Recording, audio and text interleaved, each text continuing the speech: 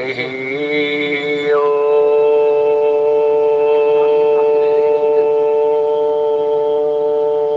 मंगलम भगवान विष्णु मंगलम गरुड़ध्वज मंगलम पुंडरीकाक्ष मंगलाय तन्नो हरि।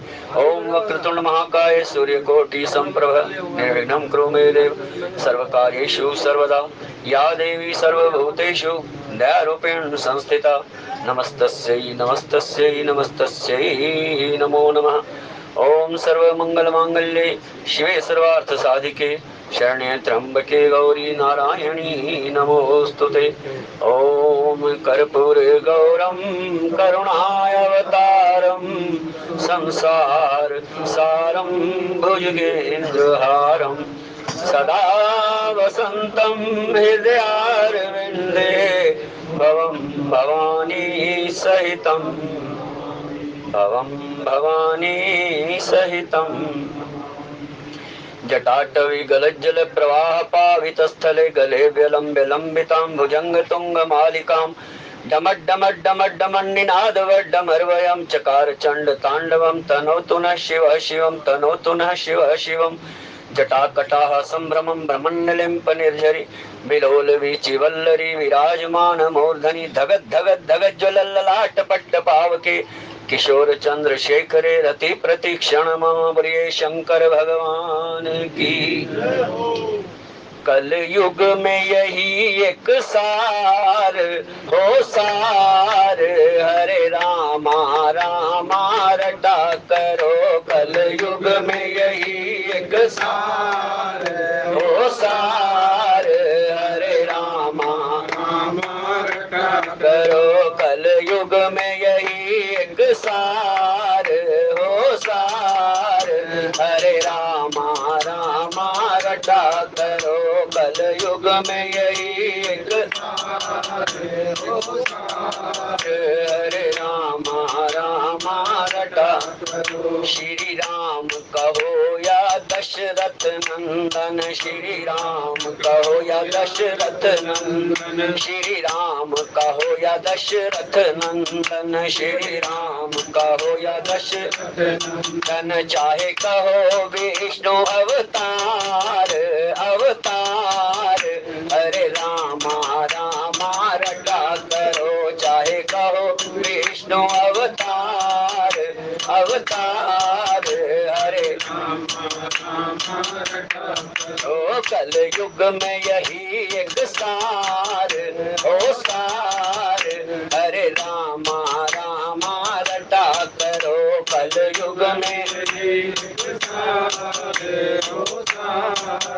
हरे रामा करो। सीता जी कहो या जनक लली सीता जी कहो या जनक लली सीता जी कहो या जनक लली सीता जी कहो या जनक लली। चाहे कहो शक्ति अवतार अवतार हरे रामा रामा रटा करो। चाहे कहो शक्ति अवतार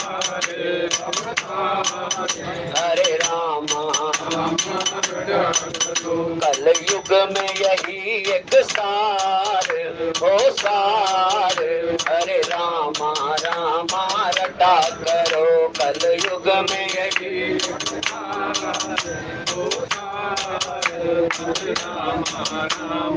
रटा करो। लक्ष्मण जी का हो या रामानुज लक्ष्मण जी का हो या लक्ष्मण जी का हो या रामानुज लक्ष्मण जी का हो या तुझे। चाहे कहो शेष अवतार अवतार हरे रामा रामा रटा करो। चाहे कहो शेष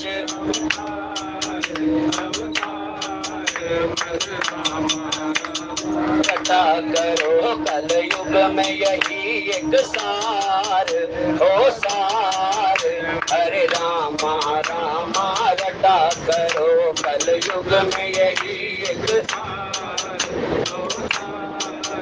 हरे रामा रामा करो हनुमान कहो या बजरंगी, हनुमान कहो या बजरंगी, हनुमान कहो या बजरंगी, हनुमान कहो या बजरंगी। चाहे कहो रुद्र अवतार अवतार, हरे रामा रामा करो। चाहे कहो रुद्र अवतार अवतार, हरे रामा रामा रटा। ओ कल युग में यही एक सार, ओ सार, हरे रामा रामा रटा करो। कल युग में यही एक सार, हो सार, हरे रामा रामा रटा करो। हाथ जोड़ वंदन करूं, धरूं चरण पे शीश, ज्ञान भक्ति मोह दीजिए परम पुरुष जगदीश। सब कुछ दीना आपने, भेंट धरूं क्या नाथ, नमस्कार की भेंट धरूं, जोड़ूं मैं दोनों हाथ। दुख रूप संसार ये जन्म मरण की खान, आप निकालो दया करो सद्गुरु दीन दया, हे साईं दीन दया। प्रेम भक्ति देना हमें, हे प्रेमाय अवतार, हे करुणाय अवतार। तुम हो गगन के चंद्रमा, हम हैं धरा की धार। हरि हरि ओ,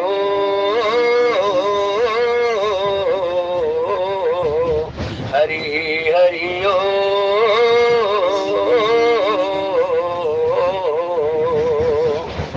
जीवन का निष्कर्ष यही है, जीवन का निष्कर्ष यही है, राम भक्ति में लग जाना। आ ही गए तो बैठो प्यारे, राम कथा सुनते जाना। आ ही गए तो बैठो प्यारे, राम कथा सुनते जाना। राम भक्ति अविरल गंगा है, राम भक्ति अविरल गंगा है, मज्जन फल लेते जाना। आ ही गए तो बैठो प्यारे, राम कथा सुनते जाना। आ ही गए तो बैठो प्यारे, राम कथा सुनते जाना। जय जय राम कथा, जय हनुमान कथा, जय जय राम कथा, जय हनुमान कथा। जिसे श्रवण कर मिट जाती है, जिसे श्रवण कर मिट जाती है जन्म जन्म की व्यथा। ओ जय जय राम कथा, ओ जय जय राम कथा, जय जय राम कथा, ओ जय जय कथा। तेरा संशय सब मिट जाए, तेरा सब संशय मिट जाए, श्री पार्वती का यथा। ओ जय जय राम कथा, ओ जय जय राम कथा, जय जय राम कथा, जय हनुमान कथा। तू भी सुनकर अमर हो जाए, तू भी सुनकर अमर हो जाए, श्री हनुमान जी जथा। हो जय जय राम कथा, ओ जय जय राम कथा, जय जय राम कथा, ओ जय जय।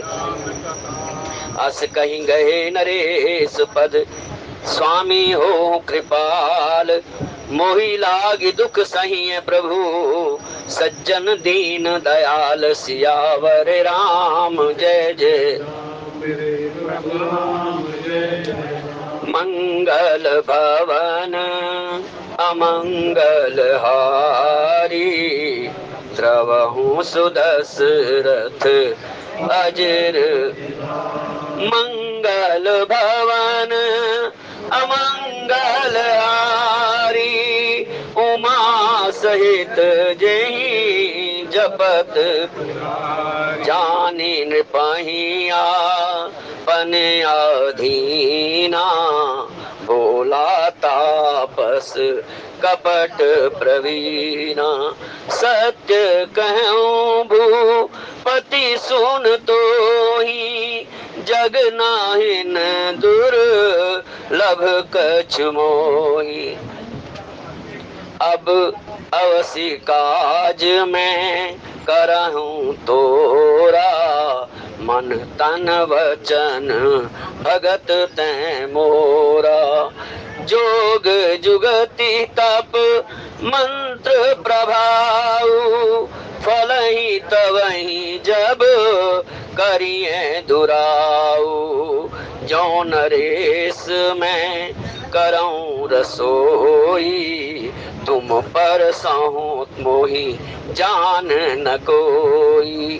अन्न सो जोई जोई भोजन करही, सोई सोई तव आ यसु अनुसरही। मंगल भवन अमंगल हारी, उमा सहित जेहि जपत। परमात्मा सज्जन, श्री रामचरितमानस प्रथम सोपान बालकांड के अंतर्गत बड़ा ही सुंदर और पावन प्रसंग, एक शिक्षाप्रद और जीवन के अंदर सूत्र देने वाला। जो राजा है प्रताप भानु, प्रताप भानु राजा, जो शत्रु देश का राजा जिसको उसने हरा रखा है, वो एक तपस्वी बनकर के जंगल के अंदर बैठा है। क्योंकि जब युद्ध होते हैं कोई जीतता है और कोई हारता है, और उस युद्ध के अंदर जो जीत जाता है तो अपनी शर्तें मनवाता है। जो राजा जीत जाता है वो अपने सब शर्तें मनवाता है, और जो हार जाता है उसको उस जीते हुए राजा की सब शर्तें माननी पड़ती हैं। क्योंकि राजा होना कैसा चाहिए, राजा कैसा होना चाहिए, गोस्वामी महाराज कहते हैं मुखिया मुख सो चाहिए, मुखिया मुख सो चाहिए। और कैसा होना चाहिए मुखिया मुख सो चाहिए, वो ऐसा होना चाहिए जैसे मुख में अगर कोई, मुख के अंदर कोई भोजन जाता है, बाल ही पोषई सकल अंग, बाल ही पोषई सकल अंग, तुलसी सहित विवेक। क्योंकि जब मनुष्य के मुख के अंदर जब कोई भोजन जाता है और उस भोजन को मुख यदि अपने पास रख ले और शरीर के किसी अंग को भी ना दे, तो शरीर के तो छोड़िए, स्वयं मुख के अंदर पड़ा पड़ा भोजन भी सड़ जाएगा। और अगर एक अंग को दिया और दूसरे अंग को नहीं दिया, एक शरीर के अंग को दिया और दूसरे अंग को नहीं दिया भोजन, तो वो भी सड़ जाएगा। वो भी एक जो तरफ है वो कमजोर हो जाएगा शरीर का अंग। लेकिन यहाँ पर कहते हैं मुखिया मुख सो चाहिए। कैसा मुखिया होना चाहिए, जो सबको सारे अंग जो है उसके अंदर वो अपने उस भोजन को बराबर बराबर बांट दे, बराबर बांट दे। और जब ऐसा बांटेगा तब जाकर के राजा राजा कहलाएगा। और उसके साथ कहते हैं कि राजा होना कैसा चाहिए, कहते हैं जब कोई राजा टैक्स लगाता है, हर्षत बरसत सब लखई, हर्षत बरसत सब लखई, करशत लखई ना कोई। कि राजा को टैक्स ऐसा लगाना चाहिए, ऐसा कर लगाना चाहिए कि दिखाई भी ना दे कि किसी के ऊपर टैक्स लगा है, किसी के ऊपर कर लगा है।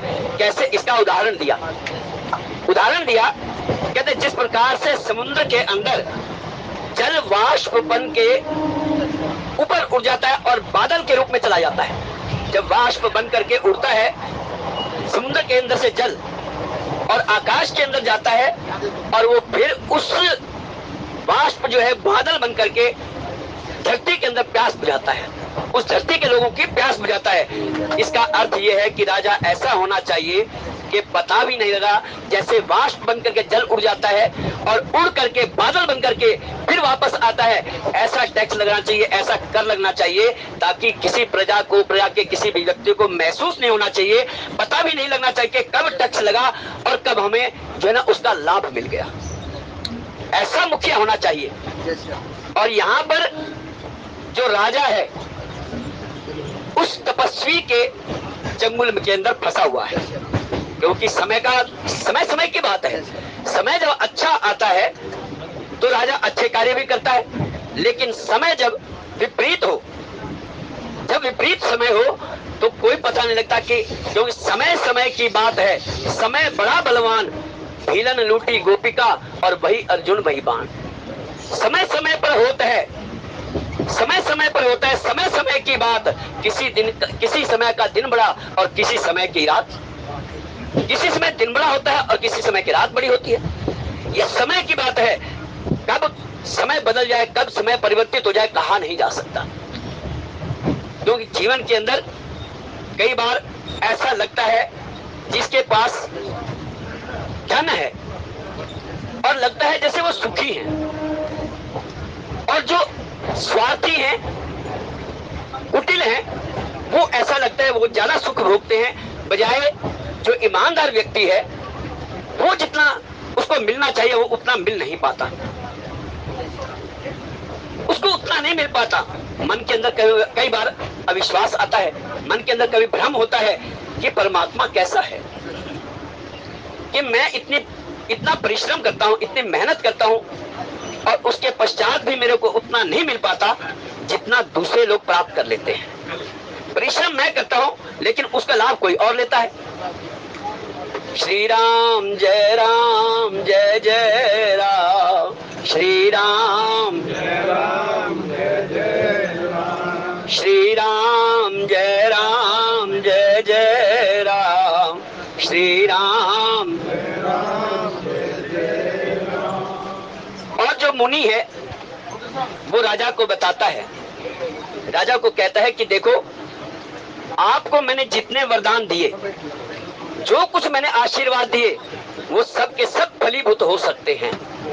सब के सब जितने मैंने वरदान आपको दिए हैं। और उसने जो वरदान मांगे राजा प्रताप भानु ने कहा कि मैं जरा मरण रहित, मुझे बुढ़ापा कभी ना आए, मुझे मृत्यु कभी ना आए, और यहाँ तक कि कोई शत्रु भी मेरे ऊपर आक्रमण ना करे, और मैं 100 कल्पों तक, ब्रह्मा जी के 100 कल्पों तक इस पृथ्वी के ऊपर पूर्ण रूप से शासन करूं और मुझे कोई हिलाने वाला भी ना हो। यानी कि मेरे को मृत्यु भी ना आए, बुढ़ापा भी ना आए, मुझे कोई कष्ट भी ना आए, और कोई शत्रु मुझसे जीत भी ना पाए, और इस संसार के अंदर मैं 100 कल्पों तक जो है राज्य करूं। ऐसे ऐसे वरदान मांगे, लेकिन उसने भी वरदान पूरे के पूरे दे दिए। जो तपस्वी है, जो मुनि है, उसने भी पूरे वरदान दे दिए। कहते हैं जाओ तथास्तु एवं अस्तु।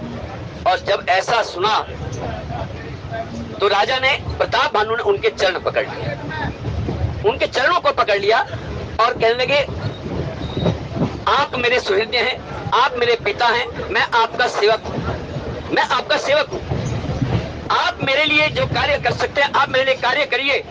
और लेकिन उसने क्या कहा कि मैं इन सब वरदानों को पूर्ण कर सकता हूं, लेकिन एक परंतु लगा दिया, एक किंतु लगा दिया। और क्या कहा, कहना ये सब के सब वरदान आपके फलीभूत हो सकते हैं, लेकिन अगर आप विप्रों को प्रसन्न कर लें, यदि आप ब्राह्मणों को प्रसन्न कर लें, तो ये आपके सारे सारे आशीर्वाद फलीभूत हो सकते हैं।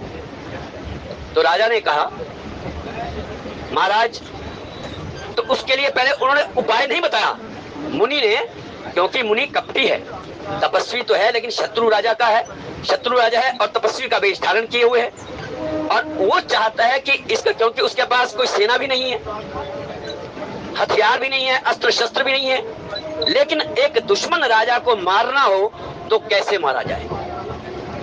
उसको विश्वास दिला दिया कि मैं कितना बड़ा सिद्ध हूं, मैं कितना बड़ा संत हूं, और यहां तक भी बता दिया कि मेरा नाम एक तनु है। ऐसा नाम रखा कि कोई उसका जवाब, कोई प्रश्न का उत्तर ही न दे सके कि ऐसा नाम कहां से आया, एक तनु। जब से ये आदि सृष्टि प्रारंभ हुई है तब से मैंने अपने शरीर को ऐसे का ऐसा ही रखा हुआ है, मैंने शरीर को ऐसा का ऐसा ही रखा हुआ है। अब उन्होंने पूछा कि ऐसा कैसे हो सकता है, तब उन्होंने बड़ी आश्चर्यजनक ब्रह्मा की सृष्टि के बारे में, शेष जी के बारे में, विष्णु के बारे में, भगवान शंकर के बारे में सब कुछ बताया, सब कुछ कहानियां सुनाई, कथाएं सुनाई, ताकि ये सिद्ध हो सके कि मैं महान तपस्वी हूं, ऐसा तपस्वी हूं जो ब्रह्मा विष्णु और शंकर से भी महान है। यानी कि जब आदि सृष्टि प्रारंभ हुई तब से जिसका शरीर रहा हो, जिसने कभी जन्म ही ना लिया हो और मृत्यु भी ना हुई हो, जिसने एक ही शरीर धारण किया हो, तो ऐसा व्यक्ति तो उन तीनों जो शक्तियां हैं ब्रह्मा विष्णु महेश से भी ऊपर हो गया, उनसे भी ऊपर पहुंच गया। जब उन्होंने कहा यह तो सिद्ध महात्मा है, अगर मैं इनको प्रसन्न कर लूं तो मुझे कैसे कैसे वरदान प्राप्त होने चाहिए, वो सब वरदान उसने प्राप्त कर लिए। और अब कहते हैं कि एक बात है कि मैं इन सब वरदानों को पूरा कर सकता हूं। मैं ही क्या, स्वयं मृत्यु ही तुम्हारे कुछ नहीं बिगाड़ सकते, भगवान शंकर कुछ तुम्हारा नहीं बिगाड़ सकते, भगवान विष्णु तुम्हारा कुछ नहीं बिगाड़ सकते। और यहां तक कि ये इस प्रकृति के अंदर कोई भी तुम्हारा कुछ नहीं बिगाड़ सकता, लेकिन एक उसके अंदर कठिनाई है। एक कठिनाई है, कैसे, कौन सी कठिनाई है? कहते हैं कि यदि आप ब्राह्मणों को प्रसन्न कर लो, क्योंकि ब्राह्मण जो है तप के बल से बहुत बलवान होते हैं, इनका मुकाबला नहीं किया जा सकता, ब्राह्मणों को हराया नहीं जा सकता। ब्राह्मणों के तप बल इतना होता है कि यदि उनको आप वश में कर लें तो आपके जितने मैंने वरदान दिए हैं वो सब के सब पूर्ण हो सकते हैं। श्री राम जय राम, श्री राम जय राम, श्री राम जय राम, श्री राम। और कथाएं बड़ी सुंदर आती हैं, एक नहीं दो नहीं, कई कई कथाएं आती हैं। यदि हम ध्यान दें रामचरितमानस के अंदर ही काग भुसुंडी जी महाराज की जो कथा है, उन्होंने गुरु का द्रोह किया था कि उसके साथ ये कहते हैं कि यदि विप्र को और गुरु को नाराज कर लोगे तो इस संसार के अंदर आपको कोई बचाने वाला नहीं है। और राजा भी कहता है कि हाँ, इतनी बात तो मैं भी जानता हूं, मैं भी जानता हूं कि विप्र का, ब्राह्मण का द्रोह करके और गुरु का द्रोह करके इस संसार के अंदर कोई बच नहीं सका। और बड़ी सुंदर कथाएं आती हैं। कहते एक बार जो है रावण पहुंचा कैलाश पर्वत, रावण कैलाश पर्वत पहुंचा और जाकर के कैलाश पर्वत को हिलाने लगा। कैलाश पर्वत सोचा इसको उठा लूं, सोचा इस कैलाश पर्वत को उठा लूं। रावण गया और जब उसको उठाने लगा हलचल हुई, क्योंकि अगर गुरु के आश्रम के अंदर कोई जाए और वहां जाकर के कोई चेला इतनी तेजी से जाए और वहां जाकर के हलचल मचा दे तो आश्रम वालों को तो परेशानी हो जाएगी, जितने आश्रम के अंदर रहते हैं लोग उन सबको परेशानी हो जाएगी। और यहाँ पर जो है रावण गया, उसने कैलाश पर्वत को हिलाया तो माँ पार्वती ने पूछा ये हलचल क्यों हो रही है, ये पर्वत हिल क्यों रहा है? कहता कुछ नहीं है, चेला आया है, कुछ नहीं है, चेला आया है। कहता चेले को समझाओ ना, उसको बोलो कि ऐसी हरकत ना करे जिससे जो आश्रम वासियों को परेशानी हो। कई बार शिष्य ये समझता है कि मेरे कारण ही गुरु का मान बढ़ा है। कई बार शिष्य मन के अंदर ये सोचता है कि मेरे कारण ही, मान लो कोई मिनिस्टर, कोई मंत्री गुरु के आश्रम के अंदर चला जाए और वहां जाकर के और हलचल मचाना शुरू कर दे तो कहेंगे भैया ये तो मिनिस्टर आया, वो ये समझते हैं कि हाँ मेरे कारण जो है ना मेरे इस गुरु का मान हो रहा है। अब रावण को ने जो पर्वत को हिलाया तो माँ पार्वती ने कहा जरा इसको समझाओ, चेले को बुलाओ उसको। तो उन्होंने उस रावण को वहां पर अपने पास बुलाया। कहते हैं बेटे ऐसा नहीं करते हैं, जब तुम आए हो तो चरणों के अंदर झुको। ये प्रणाम करने का कौन सा तरीका है कि आए और पर्वत को हिला दिया, ये कौन सा तरीका है? कहते फिर क्या करूं? तो तुम एक काम करो, गुरु के चरणों को के अंदर झुको और गुरु आपको आशीर्वाद दे। जब आपको आशीर्वाद देंगे तो आप जो है उठ जाओगे, इस संसार के अंदर सबसे ऊंचे माने जाओगे। तो उन्होंने कहा हम ऐसे शिष्य नहीं हैं, हम तो गुरु को ही ऊपर उठा देते हैं, हम ऐसे वाले शिष्य नहीं हैं जो मान जाए। तो भगवान शंकर ने कहा तो ठीक है, एक काम करना कि हम तुम्हारे ही घर आ जाया करेंगे और तुमसे कहेंगे तुम हमारी पूजा कर। भाई यहाँ आकर के आश्रम के अंदर आकर के हलचल मचाने की आवश्यकता नहीं है, हम ही तुम्हारे घर आ जाया करेंगे। और यह वहां पर जाकर के, क्योंकि इसके अंदर रामचरितमानस के अंदर है और उसके अंदर क्या है कि भगवान शंकर स्वयं जाते हैं रावण की नगरी लंका के अंदर और जाकर के कहते हैं कि आप मेरी पूजा करो, आप मेरी पूजा करो। तो क्या है, ये गुरुद्रोह नहीं है, ये शिष्य नहीं है। ऐसा शिष्य कैसे हो सकता है? तो वहां पर ऐसे ऐसे शिष्य भी होते हैं। और एक और भी है कथा, और वो भी भगवान शंकर की कथाएं आती हैं। ऐसे तो अनेकों हैं, लेकिन यहाँ पर जो काकभुशुंडी जी कथा आती है ना, वो बड़ी सुंदर है। काकभुशुंडी जी महाराज जब अवध के अंदर उनका जन्म हुआ, अपनी कथा सुनाते हैं। और किन्हों को सुनाते हैं? उर्गारी को, गरुड़ जी महाराज को, जो पक्षियों के राजा हैं। इस संसार के अंदर जो पक्षियों के राजा हैं और भगवान विष्णु के वाहन हैं, उनको जब वो हो गया गरुड़ जी महाराज को, तो काकभुशुंडी जी के पास जाते हैं, उन्हें भेजते हैं नारद जी महाराज जाकर के वहां पहुंचो। क्योंकि नारद जी उन्हें कहते हैं कि आप, उनको भी मोह हो गया था, क्योंकि मोह तो कईयों को हो गया, ब्रह्मा जी को भी मोह हो चुका है, नारद जी को स्वयं मोह हो चुका है। और यहाँ पर जो ना भगवान शंकर भी रास्ते में मिलते हैं, और वहां पर गरुड़ जी पूछते हैं कि मैं कुछ पूछना चाहता हूँ। तो उनके मार्ग में रह करके उस कथा का वर्णन नहीं किया जा सकता। यदि आप मेरे घर पर आते तो मैं आपके उस भ्रम को मिटा सकता था, या मैं आपके घर आता तो आप पूछते तो मैं आपके भ्रम को मिटा सकता। अब रास्ते में मिले हैं, मार्ग में मिले हैं, तो मैं आपको क्या सुनाऊं? कैसे आपके भ्रम का निवारण होगा? क्यों? क्योंकि बहु काल की जय सत्संगा, तब हो यही निज संशय भंगा। बहुत काल तक सत्संग करना पड़ता है, तब जाकर के मन के जो संशय हैं वो निवारण होते हैं। उनका निवारण तब होता है जब बहुत काल तक सत्संग किया जाए। यदि एक दो बार जाकर के और उन चौपाइयों का अर्थ अलग लगाने लग जाएं और कहें कि ढोल गंवार शूद्र पशु नारी सकल ताड़ना के अधिकारी, इनके ऊपर अपनी चर्चा करना प्रारंभ कर दें, पहले सत्संग करें, उसका अर्थ समझें। मुरारी बापू बड़ा सुंदर अर्थ कहते हैं इन चौपाइयों का। कहते हैं कि ढोल को यदि आपने ताल निकालनी हो, ढोल तब बजता है जब ताल निकालनी हो, तो उसका अर्थ यह है कि उसके लिए ताल आवश्यक है। ऐसे कोई भी जो मर्जी बजाता जाए तो जो आवाज होगी ना, वो ताल से नहीं होगी, संगीत में नहीं होगी, उसके अंदर आनंद नहीं आएगा, बल्कि और विद्रूप लगेगा। वो शब्द जो है, वो तो लय और जो ताल बननी चाहिए वो नहीं बन रही। इसका अर्थ है कि हर चीज के अंदर लय होना चाहिए। कई बार हम कहते हैं सुर और असुर, शब्द आते हैं सुर और असुर। सुर का अर्थ है जो सुर में बोले, जो सुर में बोले, और जो गालियां देकर के बात करे। जो सुर में बोले ही नहीं, सारी जिंदगी बीत जाए, लेकिन बात करनी है तो जब भी बात करनी है तो गलत ढंग से बात करनी है, तो इसको क्या कहेंगे? सुर कहेंगे या असुर कहेंगे? वो असुर कहना है, क्योंकि उसके अंदर सुर नहीं है। जब शब्द ऐसे होने चाहिए जिससे लोगों को शांति मिले, संतोष मिले, मन के अंदर एक शीतलता आए। ऐसी वाणी बोलिए मन का आपा खोए, औरन को शीतल करें और आपहु शीतल हो। ऐसी वाणी बोलनी चाहिए।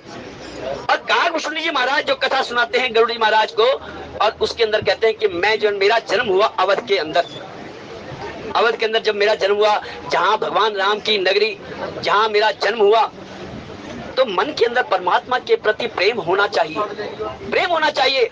और भगवान राम तो स्वयं कहते हैं, मेरी पुरी के जो लोग हैं ना, मुझे सबसे अधिक प्यारे लगते हैं।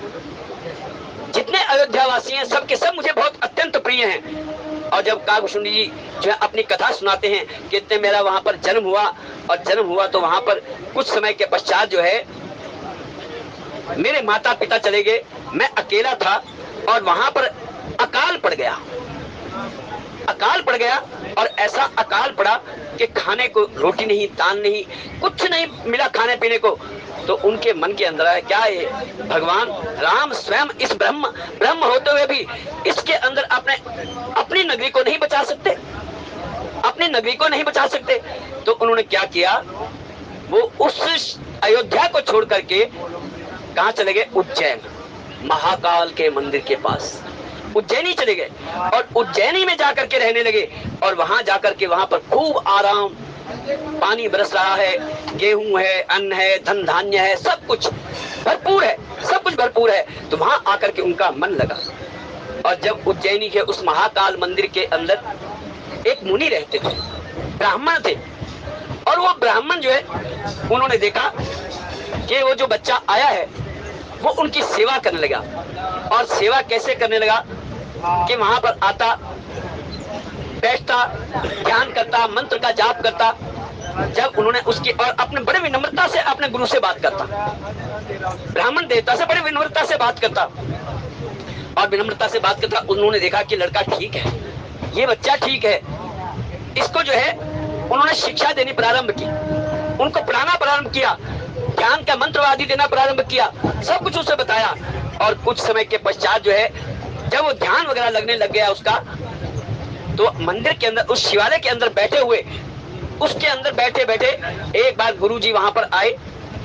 और गुरुजी जब वहां पर आए तो उसने क्या किया, क्योंकि वो स्वयं अपनी कथा सुना रहे हैं कागभूषण जी महाराज, कहते हैं कि मेरे मन के अंदर, क्योंकि विद्या ददाति विनयम, विद्या से जो है मन के अंदर जो विद्या विनय आ जाती है, विद्या से, पढ़ाई से विनय आनी चाहिए, लेकिन मेरे मन के अंदर अभिमान आ गया, मेरे मन के अंदर घमंड आ गया। और कागभूषण जी कहते हैं, गरुड़ जी महाराज, मेरे मन के अंदर ऐसा अभिमान आया कि मैं मंत्र जाप करता हूं, लेकिन वो साकार की मुझे दीक्षा देते थे, शिक्षा देते थे कि यही जो परमात्मा है, यही भगवान शंकर और राम जी, ये दोनों एक हैं। राम जी स्वयं भी कहते हैं, और हूँ एक गुप्त मंत्र सब ही कहूं कर जोर, शंकर भजन बिना नर भक्ति न पावहि मोर, सियावर राम। कहते हैं दोनों, क्योंकि तुलसीदास जी ने जो ना शैव मत को और वैष्णव मत को दोनों में आपस में मिलाने का प्रयत्न किया है, ताकि इस संसार के अंदर कई ऐसे हैं जो केवल मात्र शैव को ही मानते हैं, भगवान शिव को मानते हैं और राम को नहीं मानते, और जो राम को मानते हैं, भगवान विष्णु को मानते हैं, वो शंकर जी को नहीं मानते। तो इसलिए जो है इन दोनों संस्कृतियों को मिलाने के लिए, शैव को और विष्णु को, भगवान विष्णु के मंत्र को राम को मिलाने के लिए उन्होंने ये जो है चौपाइयां जो लिखी है ना, ये इस कारण से लिखी है। और हूँ एक गुप्त मंत्र सब ही कहूं कर जोर, शंकर भजन बिना नर भक्ति न पावहि मोर, सियावर राम। ये ब्राह्मण जो है, अब उनका कागभूषण जी महाराज कहते हैं कि इस प्रकार से जो है मेरे मन के अंदर अभिमान आ गया। उन्होंने मुझे शिक्षा दी, मुझे दीक्षा दी, मंत्र ध्यान का बताया कि कैसे करना है, सब कुछ बताया, साकार के बारे में बताते, लेकिन मेरा मन उसके अंदर लगता ही नहीं था, मेरा मन उसके अंदर नहीं लगता था। और मैं बार बार जो है ना उनकी बात को काटता था। वो सोचते कोई बात नहीं, शिष्य है, अभी अनजान है, अज्ञानी है, सीख जाएगा थोड़ी देर, कोई बात नहीं। और एक दिन कहते हैं उस महाकाल के मंदिर के अंदर वहां पर बैठे हुए वो ध्यान कर रहे थे। कागभूषण जी कहते हैं मैं ध्यान कर रहा था बैठे हुए, और जब ध्यान करते करते करते मेरा ध्यान देखा मैंने कि गुरुजी आने वाले हैं। और गुरुजी ने जैसे ही मंदिर के अंदर प्रवेश किया, शिवालय के अंदर प्रवेश किया जैसे ही, तो मैंने क्या किया, मैंने आंखें बंद कर दी। मैंने देखा कि गुरुजी आ रहे हैं, और गुरुजी आ रहे हैं, लेकिन उसके बावजूद भी मैंने जानबूझ करके आंखें बंद कर ली ताकि मुझे प्रणाम ना करना पड़े, मुझे प्रणाम ना करना पड़े, यह जान करके मैंने आंखें बंद कर ली। लेकिन गुरु तो गुरु हैं, गुरु तो गुरु हैं, उन्होंने अनजान होते हुए देख करके देखा कोई बात नहीं। और उसके पश्चात जो है, लेकिन इस अज्ञानता को भगवान शंकर सहन नहीं कर पाए। गुरु के सामने जो है बिना प्रणाम किए, और वहां पर अज्ञानियों की तरह और अभिमानियों की तरह जो बैठा रहा, तो वहां पर भगवान शंकर को बड़ा क्रोध आया। और भगवान शंकर ने क्रोध में जो है वहां पर जैसे ही आकाशवाणी हुई, और उस समय जो है हाहाकार मचा दिया गुरु ने जी। और उन्होंने उसे श्राप दिया भगवान शंकर ने कि तुम गुरु की अवहेलना करते हो। गुरु गोविंद दो खड़े काके लागू पाए, बलिहारी गुरु आपने जिन गोविंद दियो बताए, सियावर जय जय राम मेरे प्रभु। सामने, क्योंकि गुरु अगर रूठ जाए तो कोई बचा नहीं सकता, अगर ब्रह्मा रूठ जाए, प्रभु रूठ जाए तो मनाया जा सकता है, लेकिन अगर गुरु रूठ जाए तो प्रभु को भी क्रोध आ जाता है। और गुरु के अवहेलना करने पर, गुरु की आज्ञा ना मानने पर, गुरु को प्रणाम ना करने के कारण जो है भगवान शंकर उन्हें श्राप देते हैं, तुम ऐसे बैठे रहे जैसे सर्प की भांति और तुम जाकर के अजगर हो जाओ। लेकिन गुरु को यह बात जब देखा कि भगवान शंकर इसको श्राप दे रहे हैं तो उन्होंने हाहाकार मचा दिया और उसी समय जो है भगवान शंकर के चरणों के अंदर प्रार्थना करने लगे। और आज हम जो रुद्राष्टक का पाठ करते हैं, नमामीश मीशान निर्वाण रूपम, ये क्या है?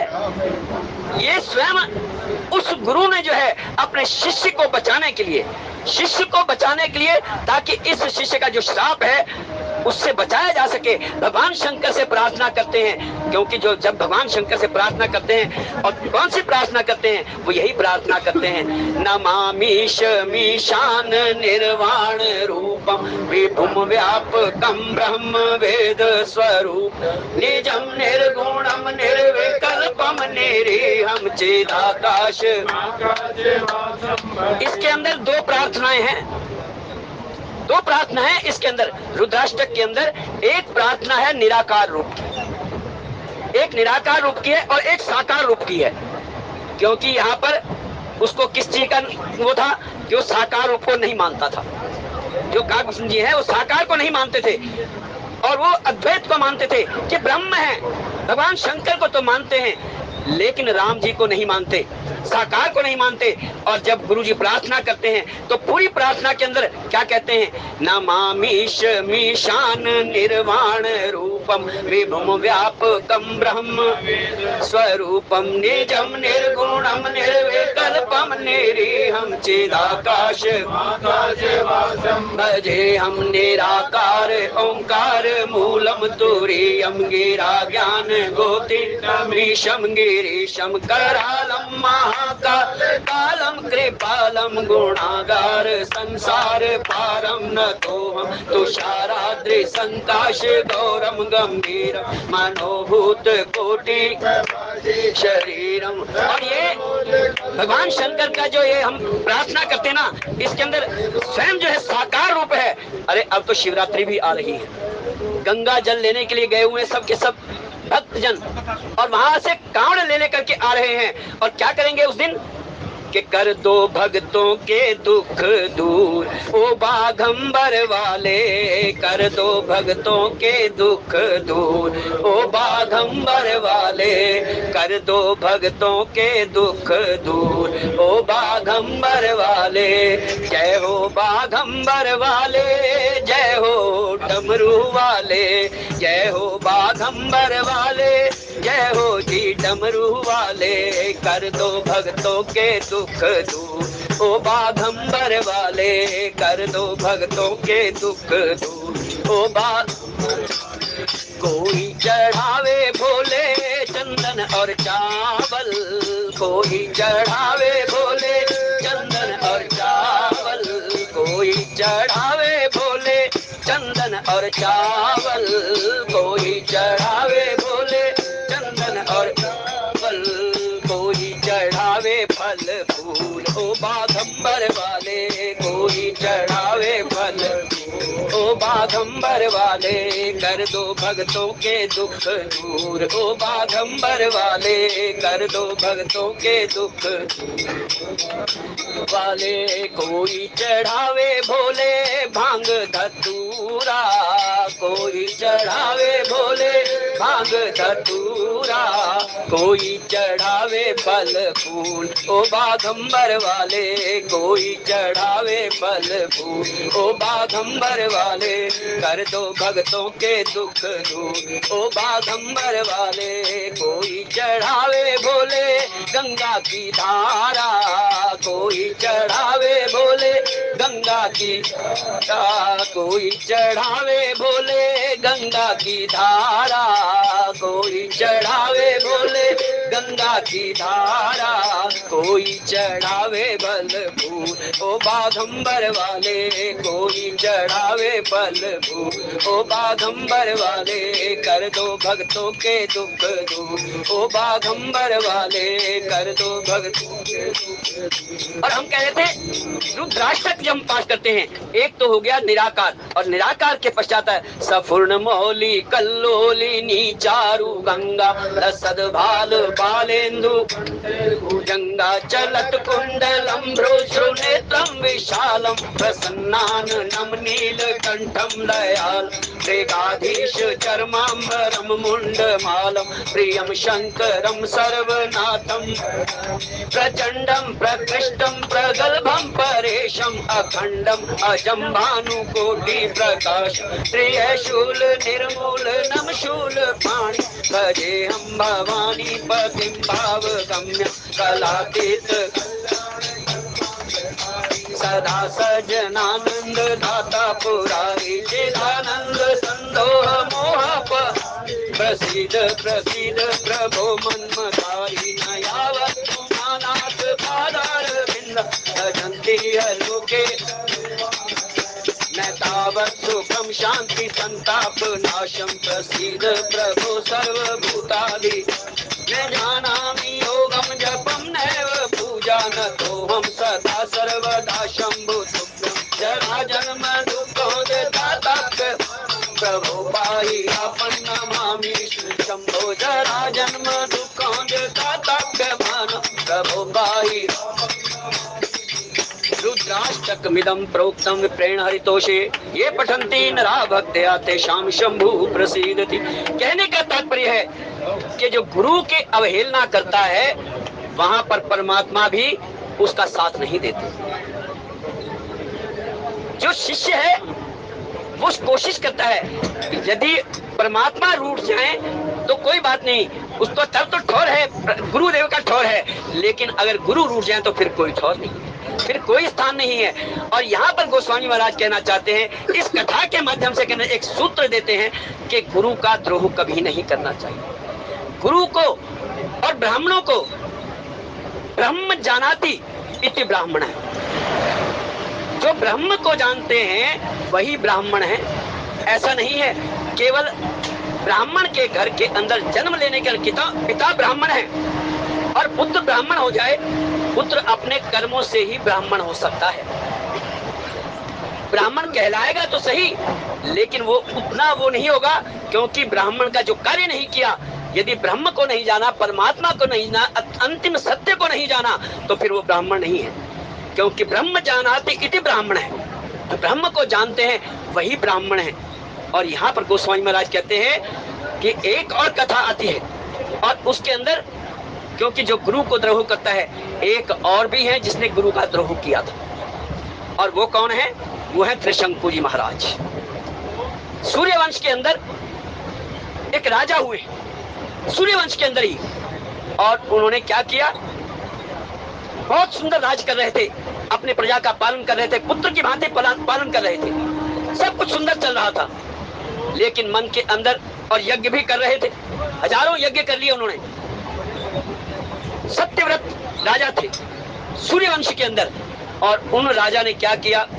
मन के अंदर एक विचार आया, और विचार आया क्या कि मैं से शरीर जो है स्वर्ग लोक को जाऊं। से शरीर, इस शरीर के साथ, यज्ञ के साथ जो है ना, जब यज्ञ करूं तो मैं शरीर के साथ ही इस स्वर्ग लोक को चला जाऊं।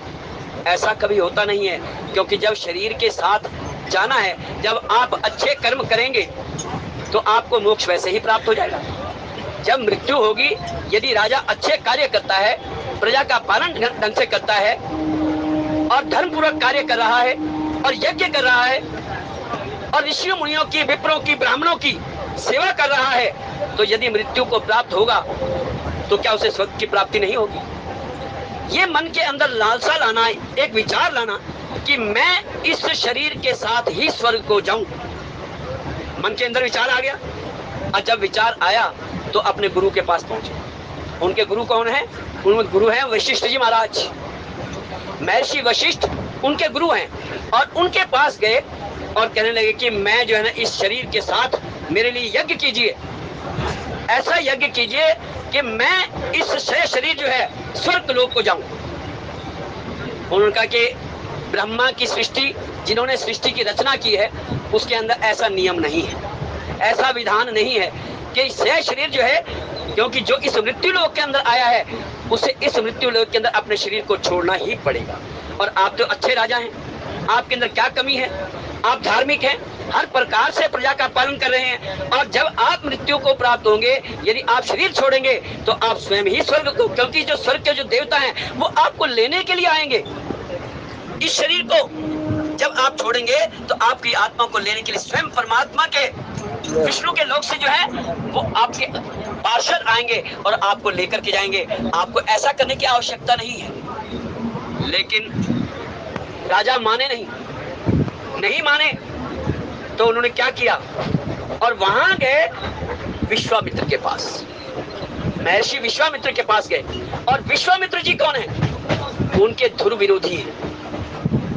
कई बार ऐसा होता है, जो विद्वान व्यक्ति होते हैं ना, आपस में उनके विचार नहीं मिलते, आपस में उनके विचार नहीं मिलते। हरेक का सोचने का ढंग अलग है, कहने का ढंग अलग है, पढ़ने का ढंग अलग है, सबका अलग अलग है। और कोई जो व्यक्ति विद्वान व्यक्ति हो ना, वो आपस के अंदर जो है विचार इतनी जल्दी मिला नहीं करते। लेकिन जो शराबी हैं, गांजा पीने वाले हैं, अफीमची हैं, वो सब के सब मिलकर के रहते हैं, वो सब मिलकर के रहते हैं। शाम को मिलेंगे, सब आपस में लड़ाई झगड़ा भी करेंगे, लेकिन अगले दिन फिर आकर के फिर वहीं मिलेंगे आपस में। कारण क्या है? उनकी आपस में एकता है, लेकिन विद्वानों की आपस में एकता क्यों नहीं होती? एक बड़ी सुंदर कथा आती है। एक राजा के पास दो विद्वान व्यक्ति पहुंचे। एक राजा के पास दो विद्वान व्यक्ति पहुंचे। राजा ने उनको सोचा कि इनके बारे में कुछ जाने।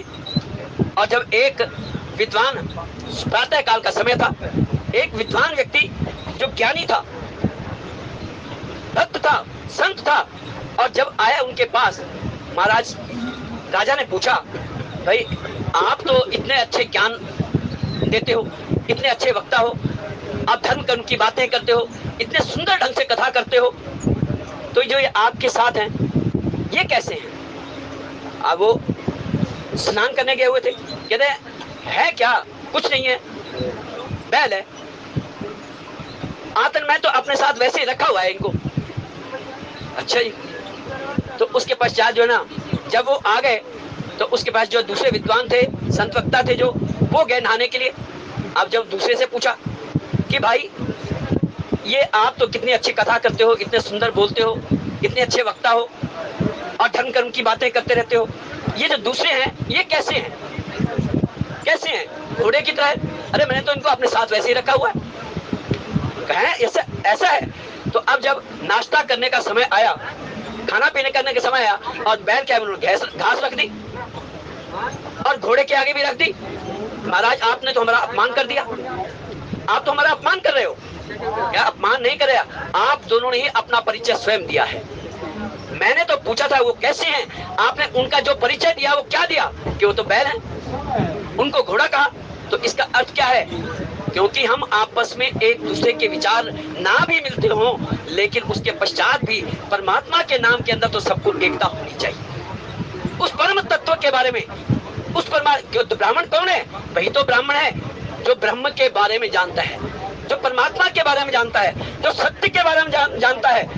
ब्रह्म सूत्र के ऊपर भाष्य लिखे गए हैं, इतने सुंदर भाष्य लिखे गए हैं। और जब उसके बारे में अगर जानना हो, उसकी गहराई में पहुंचना हो, बहुत गहराई में जाकर के, तब उस ब्रह्म के बारे में जाना जा सकता है, तब उस ब्रह्म के बारे में जाना जा सकता है। और यहाँ पर जब यह बात हो रही थी, और वहां सत्यव्रत जो राजा थे, और उन्होंने क्या किया कि मैं सह शरीर जो है इस स्वर्ग लोक को जाना चाहता हूं, तो उन्होंने अपने गुरुदेव का अपमान कर दिया। गुरुदेव ने कहा तुम कहीं नहीं जा सकते, और इसी शरीर को छोड़ करके जब जाओगे तब तुम स्वर्ग में जाओ। लेकिन वो पहुंच गए विश्वामित्र जी के पास, और जब विश्वामित्र जी के पास गए तो उन्हें कहा कि मैं सह शरीर इस शरीर के साथ जो है वहां स्वर्ग लोक को जाना चाहता हूं। तो उनके आपके गुरुदेव हैं वशिष्ठ जी महाराज, आप उनके पास क्यों नहीं गए? वो यज्ञ जानते हैं, सब कुछ जानते हैं, मंत्र जानते हैं, और तुम्हें चाहे तो सीधे स्वर्ग लोक को पहुंचा सकते हैं। तो आप उनके पास क्यों नहीं गए? तो उन्होंने कहा कि महाराज मैंने उनको कहा था लेकिन वो माने नहीं, लेकिन आप एक काम करो, आप मुझे जरूर पहुंचा दो, आप कैसे भी करो। और वो उनके ध्रुव विरोधी हैं, उनके विचार नहीं मिलते आपस में, और वो जानते हैं क्योंकि जो विश्वामित्र हैं वो राजा से राज ऋषि बने, ऋषि से महर्षि बने, महर्षि से ब्रह्म ऋषि बने। अगर इतनी आगे तक बढ़ने की घोर तपस्या की और उसके अंदर भी कई बार फिसल गए। लेकिन यहाँ पर जो है उन्होंने सोचा चलो ठीक है, मेरे विरोधी हैं, आज मैं उनके शिष्य को इस स्वर्गलोक भेजूंगा, उसको इस स्वर्गलोक भेजूंगा और शरीर भेजूंगा। और उन्होंने यज्ञ का प्रारंभ किया। कहने का अर्थ यहाँ पर यह है, उन्होंने किस प्रकार से उनको भेजा, नहीं भेजा, या वो त्रिशंकु बनकर के आकाश में लटक गए, लेकिन जो उन्होंने गुरु का द्रोह किया, वो गुरु सबसे बड़ा द्रोह क्या था? गुरु वशिष्ठ का उन्होंने अपमान किया, गुरु वशिष्ठ का अपमान किया। और यहाँ गोस्वामी महाराज यही कहना चाहते हैं कि अगर विप्रों का अपमान हो, ब्राह्मणों का अपमान हो, तो फिर आप बच नहीं सकते। इस संसार के अंदर आकर के आप जो है बिल्कुल नहीं बचेंगे। उनकी अवहेलना करना, गुरु की अवहेलना करना और उन संतों की अवहेलना करना जो है, उससे आपका शरीर जो है ना आप नष्ट, आपका विनाश हो जाएगा। यहाँ पर ये कहना, और यहाँ पर उन्होंने पैर पकड़े हैं और कहते हैं अस कहीं गए नरेश पद, स्वामी हो कृपाल, मोहि लाग दुख सही है प्रभु, सज्जन दीन दयाल सियावर राम। लेकिन वो बात कहते हैं मैं कहीं जाता नहीं, मेरा एक ही शरीर है। आज तक मैं कहीं किसी के गांव में, नगर में, राज्य में कहीं पर गया ही नहीं हूं। मैं इस जंगल के अंदर रहता हूं। और महाराज कहते हैं कि देखो मैं आपका बेटा हूं, आपका सेवक हूं। और उन्होंने उनके चरण पकड़ लिए और उस कपटी मुनि के जो चरण पकड़े और कहते हैं जान नृपहिया पन आधीना, बोला तापस कपट प्रवीणा। राजा ने तो मुनि के चरण पकड़ लिए और कहने लगे हे स्वामी कृपा कीजिए, आप संत हैं, दीन दयालु हैं, आप हम पर कृपा कीजिए। मैं जानता हूं कि आप नगर के अंदर नहीं जाते, राज्य के अंदर नहीं जाते, किसी के घर के अंदर नहीं जाते, लेकिन मैं आपका शिष्य हूं, आपका सुत हूं। और उन्होंने कहा कि मैं ऐसे तो अनेकों उपाय हैं कि आपको जो है विप्रों को कैसे वश में करना चाहिए, ब्राह्मण को कैसे वश में करना है, गुरु को कैसे वश में करना है, ऐसे तो अनेकों उपाय हैं। लेकिन एक उपाय है, कठिन उपाय है, लेकिन करने में जो बड़ी कठिनाई आएगी। उन उपायों को करने में कई बार यदि ब्राह्मण के पास जाए, कोई उपाय हो, कोई कष्ट होता है, दुख होता है, तो कहते हैं देखो इसका उपाय है 5 ब्राह्मणों को बिठा दो, उनसे मंत्र का जाप करवाओ और ये आपका कार्य हो जाएगा। कुछ ना कुछ उपाय होता है। ये उपाय क्या है? ये उपाय ऐसे हैं जिस प्रकार से बारिश हो रही है और आपने छाता धारण कर लिया, बारिश में पैर भीगने से तो बच नहीं सकते। ये ठीक है कि जो बारिश होगी उससे आप थोड़ा सा भीगने से बच सकते हैं, लेकिन थोड़ा बहुत तो जो छींटे हैं वो पैरों के ऊपर भी पड़ेंगे, कपड़ों के ऊपर भी पड़ेंगे। इसका अर्थ है जो बड़ा कष्ट आने वाला है वो कष्ट थोड़ा हो जाएगा, कम हो जाएगा वो कष्ट। ऐसे कष्टों को कम करने के लिए वो उपाय किए जाते हैं। और यहाँ मुनि कह रहे हैं कि देखो अनेकों उपाय हैं और उन उपायों के द्वारा ब्राह्मणों को वश में किया जा सकता है। और यदि आप उन ब्राह्मणों को वश में कर लें तो आपका काल भी कुछ नहीं बिगाड़ सकता, ब्रह्मा विष्णु महेश भी कुछ नहीं बिगाड़ सकते आपका। आप एक ही काम करिए कि किस प्रकार से, लेकिन एक उपाय ऐसा है जो मैं करूंगा, मेरे पास वो उपाय है और इसके अलावा और किसी के पास नहीं। लेकिन मैं करूं क्या? मैं जंगल के अंदर रहता हूं, अकेला रहता हूं, एकांत के अंदर रहता हूं। जब एकांत के अंदर यहाँ पर रहता हूं तो मैं किसी के घर जाता नहीं। लेकिन एक काम हो सकता है कि मैं आपका कार्य अवश्य करूंगा, यानी कि वो कार्य करना चाहते हैं और ब्रह्मा के श्राप से, ब्राह्मणों के श्राप के द्वारा उसके वंश का नाश करना चाहता है। सीधी सी बात यह है कि ब्राह्मणों के द्वारा, उनके श्राप के द्वारा, क्योंकि उसके पास हथियार नहीं है, अस्त्र शस्त्र नहीं है, सेना नहीं है, वो एक अकेला व्यक्ति क्या कर सकता है? और शत्रु राजा है, और कैसे उस राजा का विनाश करे? तो एक बात तो इसके अंदर गोस्वामी कहते हैं, स्वयं अपने मुख से सीधा कह देता है कि भानु प्रताप तुम्हारा नाश अवश्य होगा।